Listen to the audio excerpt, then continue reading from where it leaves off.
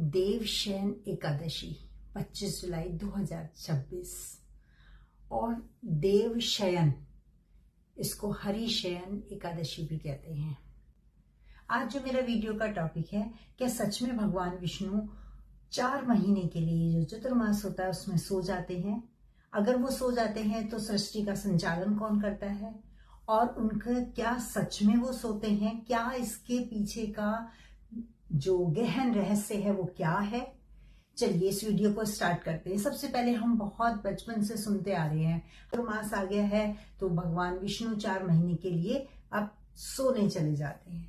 तो क्या एक्चुअल में इसका अर्थ है? एक पौराणिक कथा है जो कि राजा बाली और भगवान विष्णु की ये कथा बताई जाती है। भगवान विष्णु का परम भक्त था, देवता भी चिंतित हुए तो भगवान विष्णु ने वामन अवतार का रूप धारण किया और बाली से 3 पग भूमि मांगी।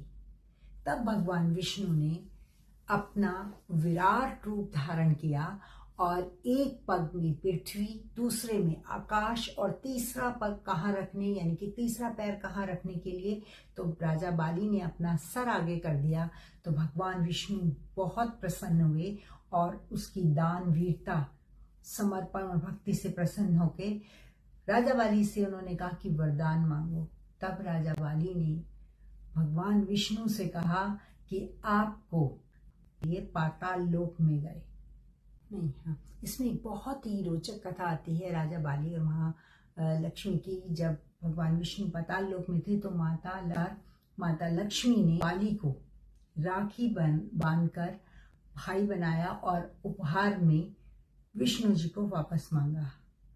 तब राजा बलि ने भगवान विष्णु से निवेदन किया कि वर्ष में कुछ समय उसके लोक में भगवान अवश्य रहें। इसी पौराणिक कथा से ये मान्यता है कि देवशयनी एकादशी से लेकर देव उठानी एकादशी तक, यानी कि चतुर्मास का जो ये समय है, जो योग निद्रा का समय है, तब तक भगवान विष्णु पाताल लोक में बाली के साथ उसके लोक में रहे।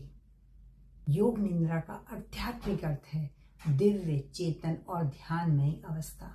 इसका संदेश ये जाता है कि बाहर की बजाय भीतर अपनी आध्यात्मिक यात्रा को जागृत करना। निद्रा में जाते हैं तो मनुष्य को कि हमें अपने कर्म, वाणी, ध्यान उसको जगाना है। ये संदेश हमारे लिए जागने क्या है।